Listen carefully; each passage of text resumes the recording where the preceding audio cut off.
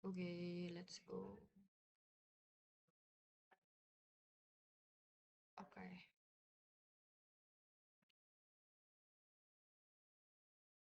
oke. Perkenalkan, nama aku Soraya. Di sini aku akan jelasin dikit tentang uh, code yang sudah aku buat berdasarkan instruksi pada modul case study modul 7, yaitu terkait game loop dan singleton uh, design. Uh, Oke, pertama, kode ini itu terdiri dari empat kelas. Komponen kelas utamanya yaitu ada ground, player, game manager, sama main. Pertama, uh, aku akan jelasin dikit tentang si ground. Ground ini intinya dia tuh berfungsi sebagai kayak, kalau misalkan bisa dilihat di demonya di yang aku udah run di sini, dia tuh yang bagian abu-abu ini, dia tuh intinya berarti sebagai kayak dataran tempat player berdiri gitu. Terus di dalam ground ini ya, kayak the main thing here itu si collider ini, yang dimana dia berbentuk rectangle, dan ini tuh untuk, setahu saya, itu mendeteksi tabrakan antara player dan si tanah ini, si ground ini gitu. Di ground ini terdiri dari beberapa methods atau functions, yang dimana pertama ada ground ini tuh si apa namanya, konstruktornya, yang membuat area si tanahnya di posisi tengah gitu. Terus ada update camera, ini menyesuaikan si ground ini biar ada di frame kameranya gitu, like that. Terus ada si is gliding ini untuk deteksi apakah si collider dan player itu overlap gitu intinya. Terus ada getter untuk top Y, atau ini tuh untuk si return hash apa, uh, uh, ukuran dari si ground.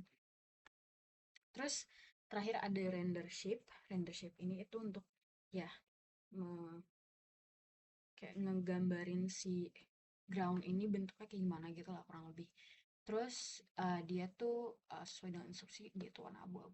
Di sini tuh kan warnanya ya, set color dan set um, apa, position and with height-nya juga ada di sini.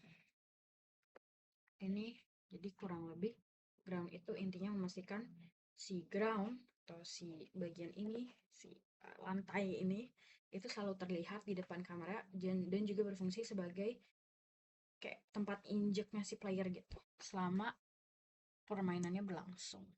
Oke, next kita ke player atau ke yang si ping-ping ini. Kalau di screen demonya, um, player ini adalah karakter yang kita bisa berinteraksi lah ya, kurang lebih. Saat kalau di sini dia tuh bisa kita interaksi dengan mencet tombol space. Kalau misalkan kita pencet, dia jadi melayang-melayang gini. Terus ini tuh uh, di player sendiri, aku jelasin dikit tentang kayak kodenya sendiri. Ada atribut-atribut playernya kayak width height nya playernya sendiri, ada juga kayak velocity gravity force yang nanti bakal ngebantu untuk buat kayak function atau kayak method atau karakteristik player, untuk kayak kalau misalkan kita stop pencet si space tuh dia bakal kena gravity atau turun balik ke ground gitu lah ya. Oke, mungkin aku jelasin tentang si, ini ada si konstruktornya juga si player gitu. Oke, dan bawah-bawahnya ini ada function-function methods lain, yang dimana pertama ada si update. Nah, ini method utama yang intinya kayak mem kayak nge-update atau memperbarui logika setiap frame gitu, setiap frame game gitu. Terus dia tuh intinya ngemanggil fungsi-fungsi methods methods private yang di bawah sini. Nah, methods itu ada si update distance and speed, yang dimana dia kayak ngitung jarak yang udah ditemukan sama si player. Terus update position itu untuk gerakin player berdasarkan velocity atau kecepatan. Terus apply gravity, ini tuh logika si gravity-nya sendiri yang bakal ngasih efek jatuh ke bawah gitu. Terus ya sesuai gravity lah ya. Terus ada fly, ini itu untuk menambahkan kecepatan ke atas kalau misalkan pencet tombol space gitu. Terus terakhir ada update collider yang menyamakan posisi collider dengan posisi player gitu. Oke. Selanjutnya ada si check boundaries. Check boundaries ini tuh memastikan player tidak menembus ke bawah atau ke atas. Kalau ke atas berarti kayak ke sini atau kayak ke ground gitu. Dia juga nggak nembus gitu kan ya. Nih, kayak gini gitu. Oops. I think it's not supposed to be like that. Okay, sorry, I think I did something wrong. Tapi kalau di sini nggak kayak gitu sih. Oke, I don't know what happened. Tapi pokoknya gitu. Seharusnya kayak, astagfirullah. Seharusnya stop gitu. Terus uh, ini kan check boundaries, ini render shape sesuai sama kayak si ground juga, sama aja set color sama dot set color dot track. Ini untuk set color untuk warna sama ukuran dan posisi si playernya sendiri. Dan bisa dilihat dia ini warna pink muda. Oke, ini ada si getter methods ini untuk yang ngambil sesuai sama namanya, ngambil position, ngambil width, ngambil height, ngambil collider, sama ngambil distance travelnya juga. Oke, next ada game manager. Game manager ini, oh wait, secara keseluruhan class player itu intinya mengatur semua logika fisika or ya, yang gravity itu dan posisi karakter utama gitu. Dan dia tuh yang intinya udah aku bilang tadi, nanganin input dari pengguna atau player ya saat jadi kayak saat tombol space itu kan dia kayak ya melayang gitu. Oke, mungkin itu aja. Lanjut ke game manager. Game manager ini itu untuk ngatur status global sebuah game. Jadi kayak score, kayak status lainnya, kayak if the player is active juga itu termasuk dari status global game gitu.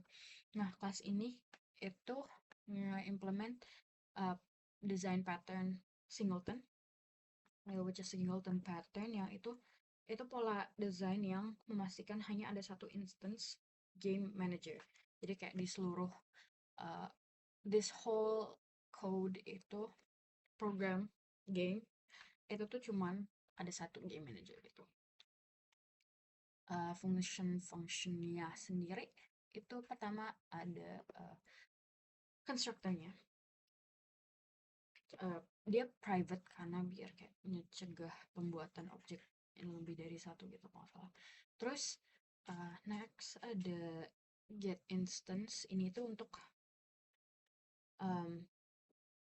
kayak ngembalikan instance tunggalnya si game manager.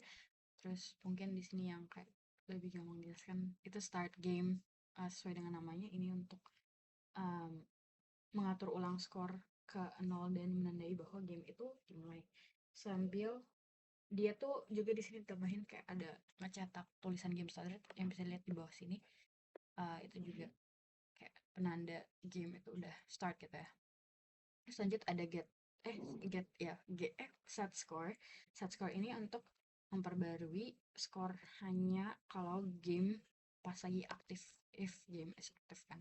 Dan get score juga ada di sini untuk ngambil skor pada saat itu gitu. Mungkin itu aja untuk si game manager. Mungkin kayak ini itu implementasi singleton ini fungsinya intinya untuk menjaga konsistensi dalam kayak data global dari game ya, kayak misalkan skor sama aktif game aktif gitu. Oke, mungkin lanjut ke main. Main ini adalah pusat, kalau in any type of programming code juga ini kayak where you run the game gitu, ada run the code. Dan pada kasus ini itu pusat jalannya game, yang di sini juga diimplement game loop. Game loop itu intinya proses yang berjalan terus-menerus selama game aktif dengan urutan update, render, repeat. kayak gitu. Nah, mungkin sebelum terkait dengan game loop, aku jelasin dulu satu persatu dari per methods yang ada. Pertama ada si attributes and ya attributes ya.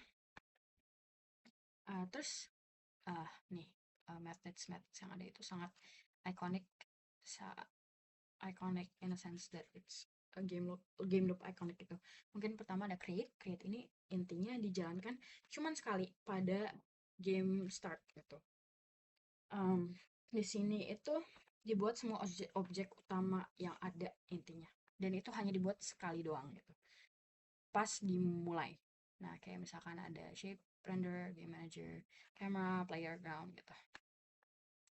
Oke, next ada si render. Render sendiri itu ini yang main loop kita, render sama update sih. Render ini itu untuk dia bakal dipanggil terus-menerus tiap frame uh, oleh libgdx, yang dimana di dalamnya itu dilakukan kayak pembaharuan layar gitu, kayak layarnya ini per frame, dan dilakukan kayak dia juga manggil si update ini juga, dan dia juga bakal kayak gambar apa ya bahasanya, menggambarkan si player dan lain semua objek yang ada di screennya ini gitu. Oke. Mungkin next ada si update ini intinya dia ngatur lebih ke logika, the logic side of the game. Jadi kayak mulai dari input, misalkan input space ini ada di sini, dia juga kayak update player position gitu, dan juga kayak kamera juga, terus kayak ngecek boundaries yang tadi udah kita buat, dan juga kayak apa, set score juga, kayak memperbaharui ya kayak setiap score bisa gitu. Oke, next ada si update camera. Update camera ini ya untuk membuat camera biar kayak posisinya sesuai aja gitu. Dan terakhir ada si dispose. Dispose ini akan dirun kalau misalkan gamenya ditutup, yang dia bakal kayak ngebersihin lah ya kurang lebih data-data yang ada sebelumnya, I think. Oke. Jadi setiap kali game loop ini dijalankan, urutannya tuh kayak hitung waktu antar mana nih, kayak waktu antar frame or delta, terus jalankan si update untuk kayak the game logic, terus ya kalau udah selesai clean it all up atau dibersihin layar dan gambar ulang objek gitu, kayak biar bisa go to the next frame gitu lah ya. Terus di dalam method update itu mana dia tuh yang udah aku jelasin, dia kayak yang baca input space kan ya, yang dimana nanti ini juga untuk memperbarui posisi player, mengatur kamera, dan ya itu segala hal itu. Terus kenapa bagian ini disebut game loop itu tadi karena sesuai dengan logika yang awal tadi, yang dimana game ini itu sesuai dengan logika update, render, repeat, yang dimana bisa dibilang loopnya itu ada paling utama di update sama render gitu.